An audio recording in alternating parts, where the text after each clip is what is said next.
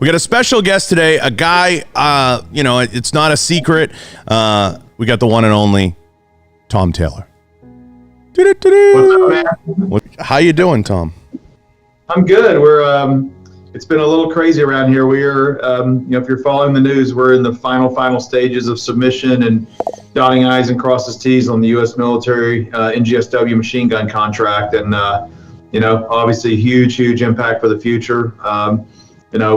Even whether we win or whether we don't win the U.S. military, it still has major implications worldwide. And, working through all the details of those machine guns has been overwhelming, to say the least, but exciting times.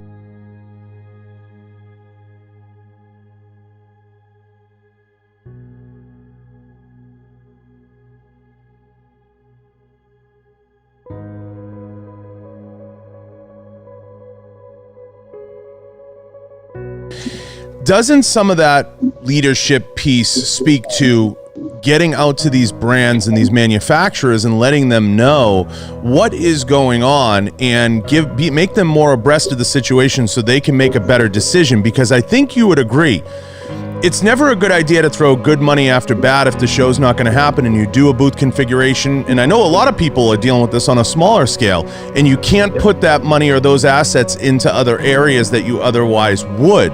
And that creates a little bit of the discomfort in the whole situation. And I've advised brands, people think I'm anti-SHOT Show. To Larry and everybody, I'm not anti-SHOT Show.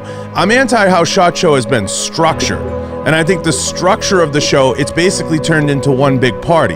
There's absolutely no learning experiences whatsoever upstairs worth a damn. There's no time, effort, and energy to build those up. There's no time, effort, and energy to transition the fundraising. And there's no time, effort, and energy into building up the entity and marketing the victories that they do have.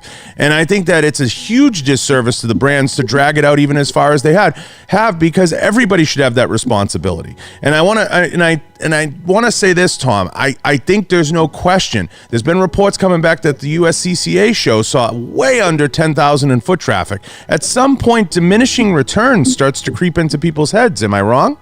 Trade shows right now, I think pre-COVID, people are asking questions. Man, what's the value equation here of going to this trade show or that trade show? And SHOT Show just happens to be the largest in our industry. You have the NRA show, you have other shows.